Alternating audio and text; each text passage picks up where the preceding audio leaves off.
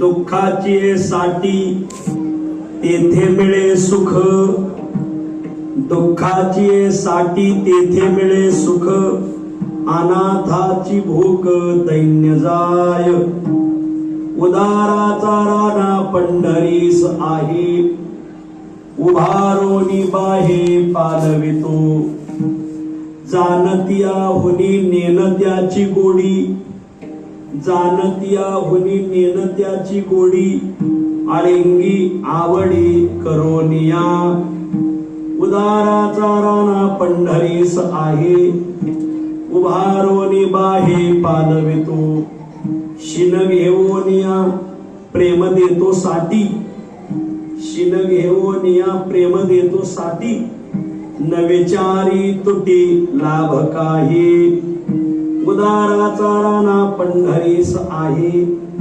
उभारोनी बाहे पालवितो, तुका म्हणे असो अनाथ दुबळी, तुका म्हणे असो अनाथ दुबळी, आम्हासी तो पाळी पांडुरंग, उदाराचा राणा पंढरीस आहे, उभारोनी बाहे पालवितो, विठ्ठल विठ्ठल.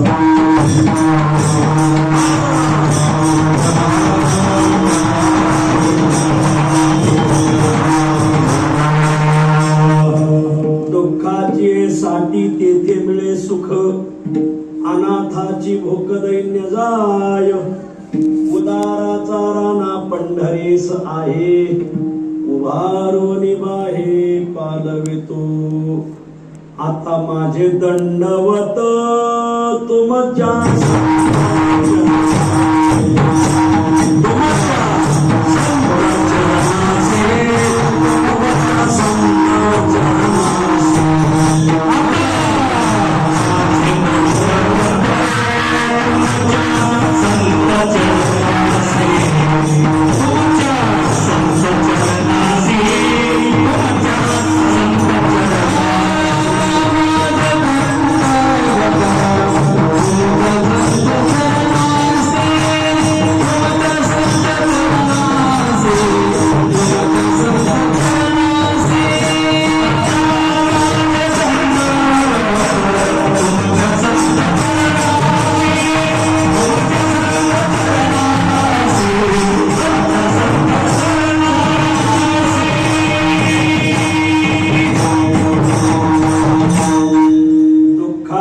साठी तेथे मिळे सुख, अनाथाची भूक दैन्य जाय, उदाराचा राणा पंढरीस आहे, उभारोनी बाहे पालवितो. प्रस्तुत स्थळी प्राप्त प्रसंगी संप्राप्त सेवेसाठी निवडलेला अभंग श्री क्षेत्र पंढरपूर निवासी असलेले वैदिक सिद्धांत शोधक, सकल साधक जनबोधक, संसार गतिरोधक, पंढरी पथ साधक, श्रीमंत जगद्गुरु तुकोबाराय महाराजांच्या अखिल विश्वाला चंद्रभागा मातेप्रमाणे पावन करणाऱ्या अभंग संहितेतील पंढरीपर प्रकरणातील हा अभंग आहे.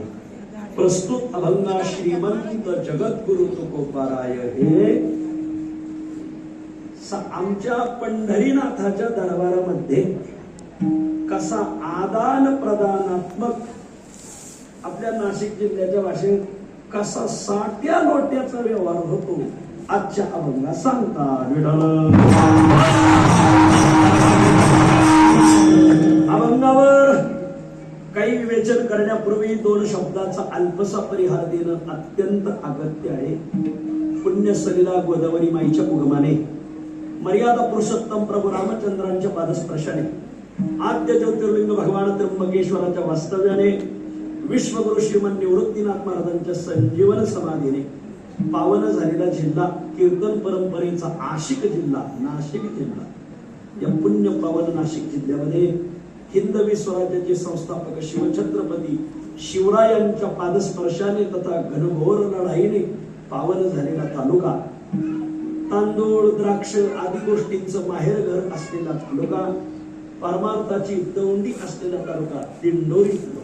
आणि दिंडोरी तालुक्यामध्ये आदर्श गाव निळवंडी गाव. या निळवंडी गावामध्ये आनंद सुखनिवासी सद्गुरू पाटील बाबा जोपुळकर यांच्या आशीर्वादाने, मला वाटतं देवराम बाबा निळवंडीकर बरोबर आहे का, यांच्या आशीर्वादाने, आदरणीय वैकुंठवासी शत्रुघ्न महाराज गतीर यांच्या आशीर्वादाने, रामकृष्ण महाराज पालखेडकर यांच्या आशीर्वादाने चालत आलेला मंदिर जीर्णोद्धाराच्या वर्धापन दिनानिमित्त असलेला वर्ष 7वे अखंड हरिनाम सप्ताह, आणि या सप्ताहामध्ये ही माझ्या वाट्याला आलेली सेवा, या सेवेसाठी उपस्थित गावातील आणि परिसरातील जमलेला सर्व मातृवर्ग, पितृवर्ग, गुणीजन, गायक, वादक, कीर्तनकार, प्रवचनकार, राजकीय, परमार्थिक, सामाजिक, शैक्षणिक सर्व स्तरावरील मंडळी आगत्याने उपस्थित आहेत. तुम्हा सर्वांच्या चरणी मी विनम्र भावाने नमस्कार करतो. या भागामध्ये परमार्थाचा वटवृक्ष ज्यांनी फुलवण्यामध्ये उभा हयात घालवली असा आपला सर्वांचा लाडका परिवार गडकरी परिवार, वैकुंठवासी हनुमंत बाबांपासून ज्यांच्या घराण्याने या तालुक्याच्या परमार्थाच्या कलाटणीसाठी भरपूर वेळ दिला, त्यातील आदरणीय हनुमंत बाबाचे नातू हरिभक्तीपरायण पांडुरंग पाटील गडकरी, आदरणीय पांडुरंग पाटलांनी मोठ्या आग्रहाने ही सेवा माझ्या गळ्यात घातली की निळवंडीच्या भजनी मंडळाची इच्छा आहे की एखादं कीर्तन कदम माऊलीचं आपल्याला घ्यायचंय. माझा निळवंडीचा परिचय होण्याचे कारण, आपण मध्यंतरी जो सगळ्या नाशिक जिल्ह्याने एकत्र येऊन जगद्गुरु तुकोबरायाचा 375वा महामहोत्सव वैकुंठ गमन सोहळा नाशिक जिल्ह्यात भरवस फाट्याला केला. इथून मागच्या सप्त्याचं लीड मोडलं, त्या सप्त्याने मी इथून पुढच्याही मोडलंय. त्या सप्त्याचं लीड मोडणं अवघड, आणि या सप्ताहासाठी निळवंडी गावातून भाकरी घेऊनही मंडळी आली आणि गुढी पाडव्याला मांडी घेऊन सुद्धा आली. बघ पाटील भजनी मंडळाचं प्रेम आहे. तुम्ही एवढी सेवा घ्या. वकील चांगला लावला का निकाल चांगला लागतो तुम्हाला. आपल्या महाराष्ट्रात 2 प्रकारची कीर्तनकार आहेत. एक आहेत दराचे कीर्तनकार आणि एक आहेत आदराचे कीर्तनकार. दराचे कीर्तनकार तुम्हाला मोबाईलवर पाहिले, गावातल्या तरुण मंडळाने फोन लावला, देतो 50,000, दिलं द्या 60,000 घ्या, त्याला काय होतं. दराचे कीर्तनकार तुम्हाला सहज भेटतील, पण आदराचे कीर्तनकार भेटण्यासाठी ऋणानुबंध जपावा लागतो. मग गावच्या भजनी मंडळाने आणि पांडुरंग पाटील यांनी हा ऋणानुबंध जोपासला, आणि म्हणून आपल्या दर्शनाचा योग मला आलेला आहे. खरं माझं कीर्तन परवा होतं, परंतु मला नगरला जाऊन परत इकडे हेलपाटा पडू नये, मग मी पाटलांना म्हणलं एकतर मी परवा तेरला द्वार घेऊन आलोय, तिकडलं पाणी इकडलं पाणी, थोडस तब्येत थोडीशी नरम गरम होती. पाटील म्हणजे आम्ही थोडस मागं पुढं करतो. मग आज तसं आदरणीय हरिभक्तीपरायण अरुण महाराज जानकीकर यांचं कीर्तन होतं, माझं परवा होतं. परंतु बघ अरुण महाराजांनी जागा रिकामी केली, मला आजचा दिवस दिला, अरुण महाराज माझ्या जागी येते. बरेच जण म्हणत असतील नाव तर अरुण महाराज छापले, दाढी करून आलाय दाढी असो. तुम्हा सर्वांच्या चरणी विनम्र भावाने नमस्कार करतो. ज्यांनी भरवस फाट्याच्या उत्सवासाठी भाकरी आणि पोळ्या पाठवल्या त्या सर्व माऊल्यांच्या चरणी माझा विनम्र भावाने नमस्कार आहे. नंतर इथं सर्व आमची गुणीजन मंडळी आदरणीय, ज्यांच्या चालीने अंधारात प्रकाश पडतो असे आदरणीय प्रकाश महाराज, ज्यांच्या चालीला सगळा जग दाद देतं असे आदरणीय गोरख महाराज गतीर, आदरणीय हरिदास महाराज, आदरणीय पिंगल महाराज, आणि बाकीची सगळी महाराज मंडळी या गावातून 7-8 विद्यार्थी आनंदीनं राहतात. चांगलं भजन म्हणायला शिकलेत, वाजवायला शिकलेत. आपण आपल्या नव्या पिढीला आपली जमीन देतो, आपली ग्रामपंचायतीचं इलेक्शन त्याला कसं लढायचं हे शिकवतो, गावाला गंडवायचं कसं हे शिकवतो, पण त्याला भजन शिकवत नाही, पोथी पुराण शिकवत नाही. पण ह्या सगळ्या गावगावच्या विचाराला फाटा आमच्या सर्वांनी आपल्या गावातली सुद्धा काही मुलं ज्ञानोबराच्या दारात राहून माऊलीच्या दारातील ज्ञानामृताचे कण आपल्या गावात घेऊन यावे म्हणून एक 8-9 मुलं आज आळंदीला राहतात, शिकतात. चांगलं शिका रे बाबा, एवढंच सांगायचं. एक वाक्य तुम्हाला सांगतो, आळंदीत सुधारला त्रिभुवनात बिघडत नाही, पण आळंदीत बिघडला त्रिभुवनात सुधारत नाही. म्हणून तुम्हाला फार चांगले दिवस भेटले. गावाने मोठ्या भावनेने तुम्हाला आई वडिलांनी गावाने आळंदीत पाठवलं, ज्ञान घेऊनच या विठ्ठल.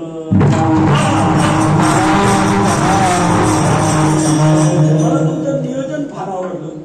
किती प्रकाश आहे बघा ना, किती फोकस लावला. लावलेले आहेत, मरकुरी किती लावलेले आहेत, स्पष्ट माणूस दिसतो मला प्रत्येक.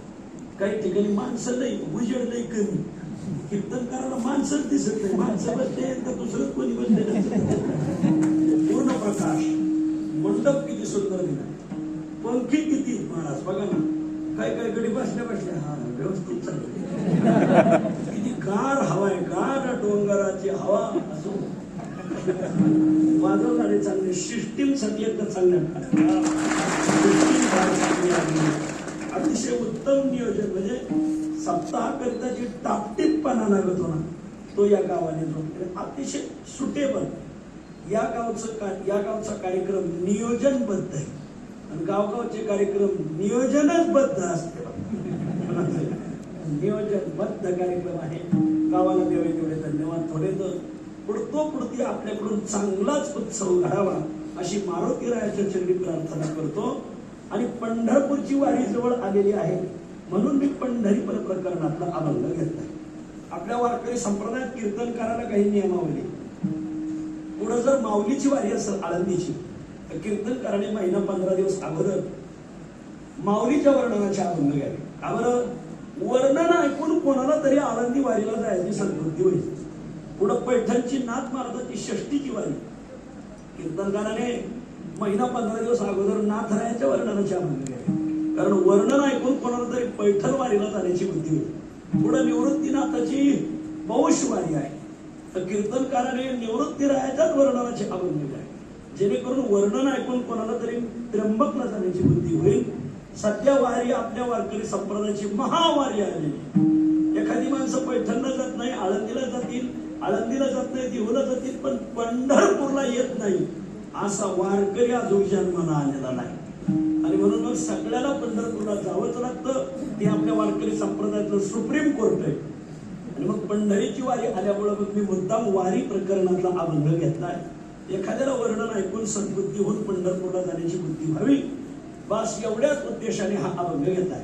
अभंग जरा थोडा पाठातला नसेल, पण जरा नवीन अभंगावर मी कीर्तन ऐकली पाहिजे. विठ्ठल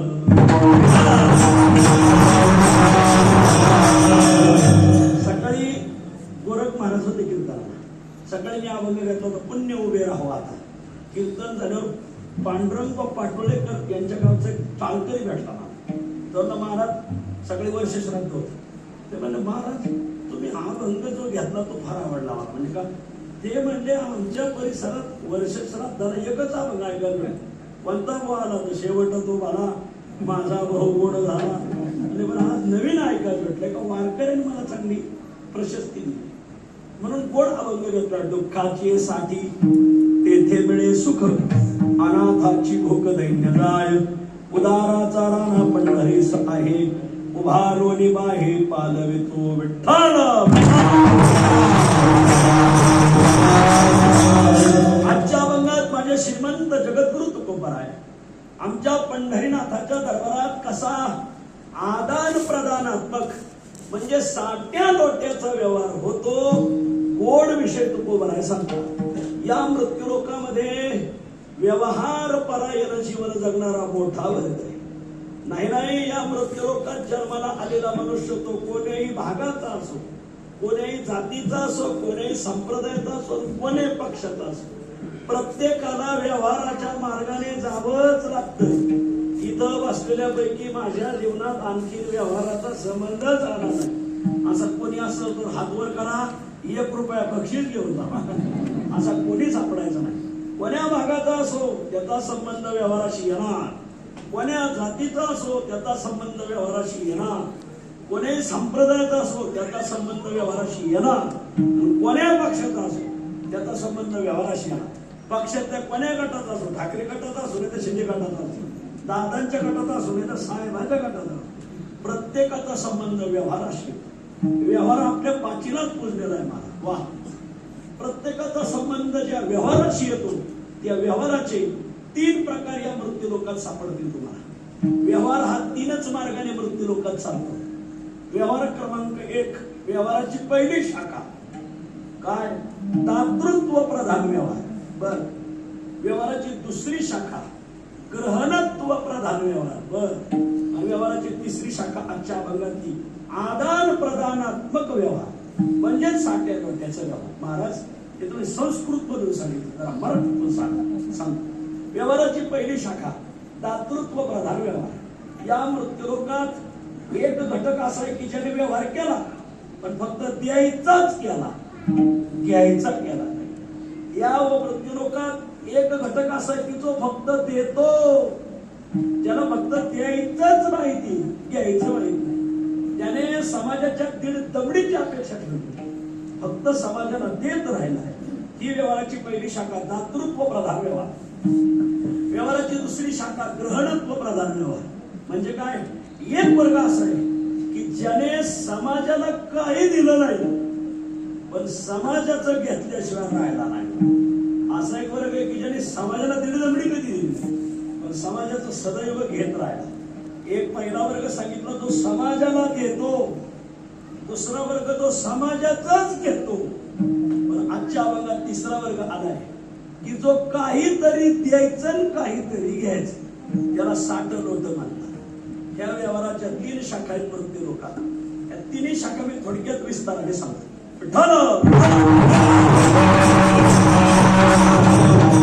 या मृत्यूलोकात वर्ग क्रमांक पहिला अशी शाखा आहे की ज्याला फक्त द्यायचं कळत. तुम्ही त्याला काही देऊ नका पण तो तुम्हाला दिल्याशिवाय राहणार नाही. कोण? असे 7 जण आहेत की ज्यांचा व्यवहार दातृत्व प्रधान आहे, ज्यांनी फक्त समाजाला दिलंय. कोण? व शास्त्रकार सांगतात मोजा. रविश चंद्रो घना वृक्षा नदी गावश्च सज्जना एते परोपकारार्थम युगे देवेन निर्मिता. धर्मशास्त्रकार सांगतात हे 7 जण असे समाजाने यांना काही दिलं नाही पण यांनी मात्र समाजाला दिल्याशिवाय राहिले. कोण कोण? त्यातला सर्वात पहिला आहे रवी. रवी म्हणजे सूर्य. सूर्य समाजाला देतो. काय देतो? अज्ञान रूपी अंधकारातून दूर नेऊन ज्ञानमय प्रकाश समाजाला कसा भेटल हे फक्त सूर्याने केलं. अंधकाराचं कीट दूर करायचं आणि समाजाला निखळ प्रकाश द्यायचा, हे सूर्याचं काम. ज्ञानोबा ज्ञानेश्वरी सांगतात इकडं पूर्व दिशा आहे का? सूर्य अधिष्ठिनी प्राची जगा राणीवर दे प्रकाशाची. वा, ते या शब्दावर जोर द्या. सूर्य समाजाला प्रकाश देतो. विठ्ठल आज आपण लाईट वापरतो त्याचं बिल द्यावं लागेल. बरेच लोक लाईट बिल बुडीत देत, मला त्याचा चांगला अनुभव आहे लोकांचा. आपण फॅन वापरतो या लाईटचं बिल द्यावं लागेल, आपण फोकस वापरतो याचं बिल द्यावं लागतं. सूर्यनारायणांनी कोणाकडून अपेक्षा केली का बिलाची? काहीच अपेक्षा केली नाही. किंवा हा मनुष्य मला सूर्य नमस्कार घालतोय मग मी याला उजेड देईन, हा मला सूर्य नमस्कार घालत नाही मी याला अंधार देईन. सूर्याने याची अपेक्षा न ठेवता फक्त समाजाला प्रकाश देण्याचं काम केले. बारीक विचार करा. अरे तासभर लाईट गेली तर माणसं एवढी गडबडती आणि जर सूर्य जर एक दिवस गैरहजर राहिला तर माणसाचा काय गोंधळ उडून विचार करा. 1 तासभर लाईट जावा महाराज. एका जणाची सासू आणि त्याला भेटायला जावायला, सासू आली मुलीला भेटायला, मुलीला भेटून जावायला भेटून. जावायाचा नियम असा होता, दिवसभर तो कामाला जायचा, संध्याकाळी घरी आला का हातपाय धुवायचा, हातपाय धुवून झाला का दोघं नवरा बायको जेवायला बसायचे. पण जावयाचा नियम असा होता, पहिले 5 घास बायकोला भरवायचे मग आपण जेवायचं. तेव्हा नवऱ्याचा नियम असा होता, पहिले आपल्या बायकोला पहिले 5 घास, कारण त्याचे पंचप्राण तिथं गुंतलेले होते. पहिल्या पंचप्राणाला आहुती द्यायच्या. प्राणाय स्वाहा, अपानाय स्वाहा, व्यानाय स्वाहा, उदानाय स्वाहा समान. तो पहिले 5 घास बायकोला भरायचा आणि मग आपण खायचं. तो सकाळी गेला कामाला, संध्याकाळी येणार. त्या दिवशी त्याची सासूबाई म्हणजे पोरीची आई त्याची सासू. हा आला, याला काही कल्पना नव्हती सासू आलेली, फोन काही एवढी प्रगत नव्हती. आणि मग काहीतरी बातम्या पाण्याच्या नादात होतो ऐकण्याच्या, टीव्हीला बातम्या चालल्या होत्या. हा आला, अशी आंघोळ केली, बायकोने स्वयंपाक केला होता, जेवायला बसला. जेवायला बसलो, टीव्ही चालू होती आणि शेजारी नेमकी सासूबाई बसली. बोलायचं तर ताट मांडलं, सासूबाई वाटलं जेवण चालू बोला. आणि घोटाळा असं झालं की तिथं बायको बसायची, त्या दिवशी तिथं सासू बसली आणि गेले घास उचलला. पहिले 5 घास बायकोला घालायचे. आता सासूला पाहिलं तिने घातले नसते, घास उचलला, नेमकी लाईट गेली. त्याने 5 घास सासूला चढले. सासू तसा अंतकरण बघून जावयाचं माझ्यावर एवढं माझ्या लेकीवर वयचं तुझा घर नंबर ओळखलाय चुकीच्या जागेवर बसलेली. अगं हा गोंधळ लाईट गेल्यावर 5 मिनिटांनी लाईट आली बघतो म्हणतोय मामी तुम्ही कधी आले म्हणजे पहिल्याच का सांग कशामुळे हाकून झाला. मग बायको म्हणजे अहो तुम्ही कोणाला काम करीत आहे काय चाललंय तुमचं हा गोंधळ कशामुळे झाला. फक्त 5 मिनिट लाईट गेली. मग जर 5 मिनिट लाईट गेली तेवढा गोंधळ उडतो म्हणून आपण लाईट जाऊ नये म्हणून बिलं भरतो. पण ज्या सूर्यनारायणाने आपल्या हजारो पिढ्यांना प्रकाश दिलाय त्याला आपण काय दिलं काही दिलं. पण तुमच्या दीड दबडीची अपेक्षा न ठेवता आमचा सूर्यनारायण समाजाला प्रकाश देतो. याला माझं दातृत्व प्रधान व्यवहार विठ्ठल. असे 7 घटक सांगणारे की ज्यांच्या व्यवहारामध्ये दातृत्वाला प्राधान्य आहे.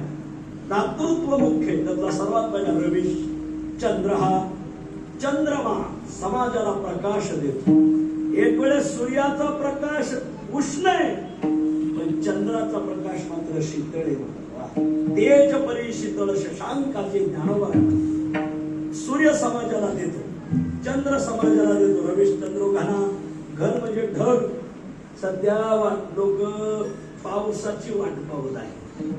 मेघराजा वरस बाबा करावा वर्षाव तृषा कांत होतो. फक्त गेल्या वर्षी पाऊस कमी पडला तर लोक असे ठेप्यावर आलेली यंदा पाऊस आकाश ढग समाजाला देत काय देतात पाणी देतात. ढगाला संस्कृत मध्ये एक नाव आहे जलद. जलम ददाती इति जलद. ते समाजाला पाणी देतात. विचार करा ढग समाजाला पाणी देत असताना समाजाने मला काय दिलंय याची अपेक्षा ढगाने ठेवली नाही ठेवली. सदैव समाजाला पाणी देतो त्याला म्हणतात ढग. आपण पडल्यावर शेतीत पडल्यावर आपला फायदा होईल आणि गाव कुशाला पडल्यावर फायदा होणार नाही. पण याचा विचार न करता नाही विचारित मेघ टिंब टिंब शेत तुकाराम महाराज. सूर्य समाजाला देतो. चंद्र समाजाला देतो. ढग समाजाला देतात. रवेश चंद्र घना वृक्ष समाजाला देतात. वृक्षाच्या मुळ्या समाजाच्या फायद्याच्या आहे. वृक्षाची साल समाजाच्या फायद्याची. वृक्षाच्या बुंथा समाजाचा फायद्याचा आहे. वृक्षाच्या फांद्या समाजाला देतात. काही ना काही पानापासून फायदा होतो समाजाला. फुलाचा फायदा होतो फळाचाही फायदा.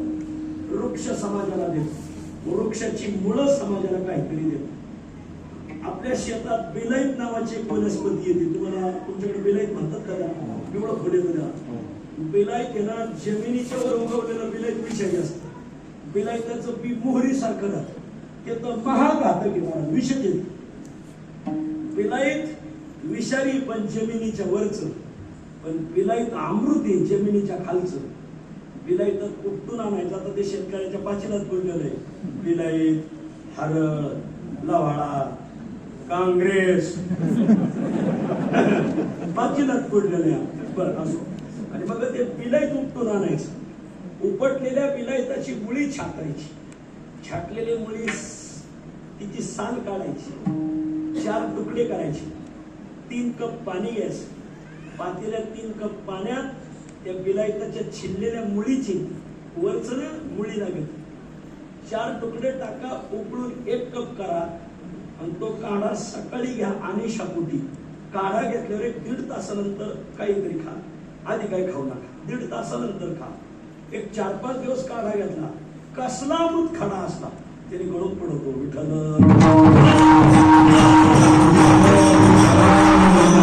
किडनीच्या आजाराला याला त्याला बिलाईताची मुळी फार मारत. तुम्ही म्हणाल महाराज आम्ही तर उपटून फेकून देतो. गिन्यान नाही.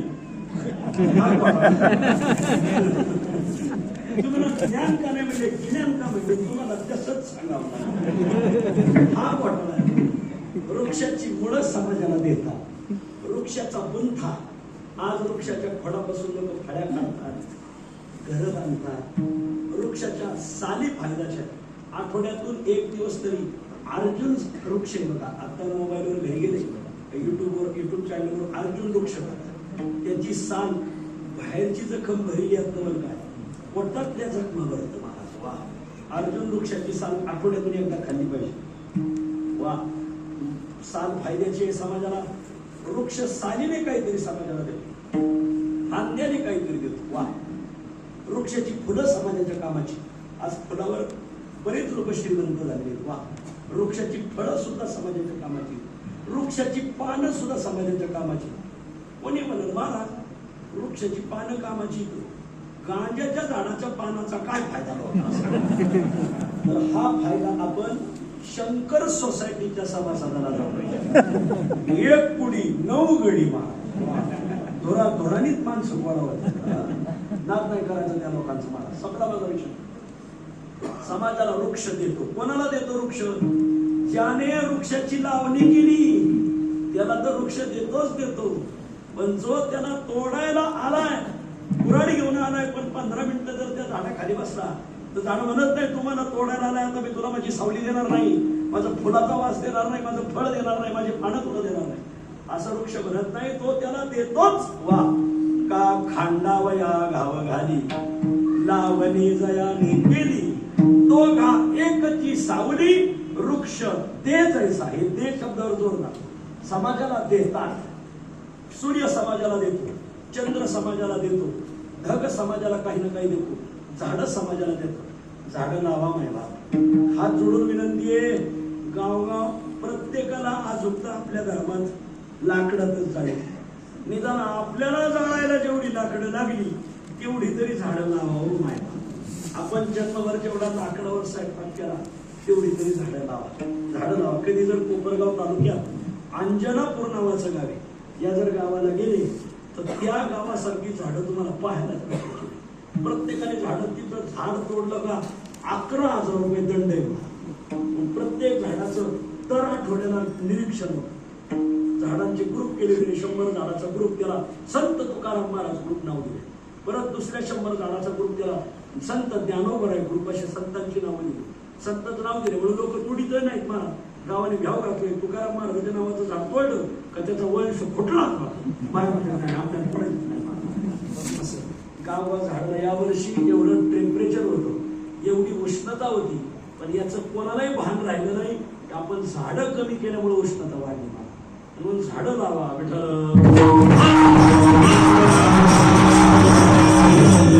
जे ग्रामपंचायत ज्याला हातात यावरती सोसायटी, पंचायत समिती, झेडपी, आमदार, खासदार ज्याला वाढतंय ना, त्यांनी या जन्मात झाडं लावा. पुढल्या जन्मात बिनविरोध निवडून येणार. प्रमाणे वृक्ष, जे वृक्ष लावे ती सर्व काळ, तयावरील छत्रांचे झाला त्याच्यावर देवराज छत्र जाऊ. हे जे यंदा माणसं निवडून आले, काही माणसं अशी निवडून आली कोणाची ओळखीची बी नव्हती. महाराज काय माणसं निवडून आली महाराज. त्यांचं चिन्ह दुसऱ्याला जरी दिलं तरी तिकडे 1.5 लाख मतं पडले तरी गडी निवडून आहेत ना माणसं. आता गावगाव काय इतकी इडी, तर त्यांना तुतारीतला पिपणीतला फरक आहे का? एवढी लावणार कशी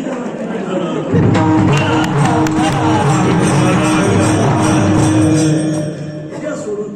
पण हे मागच्या जन्मी ज्याने झाडं लावली हा त्याचा परिणाम. जे वृक्ष लावी ती सर्व काळ, तयावरील छत्रांचे झाला. एवढं प्रमाण घरी घेऊन जा. वृक्ष लावा. वा, रविश्चंद्र घरा वृक्ष. नदी समाजाला देते मान.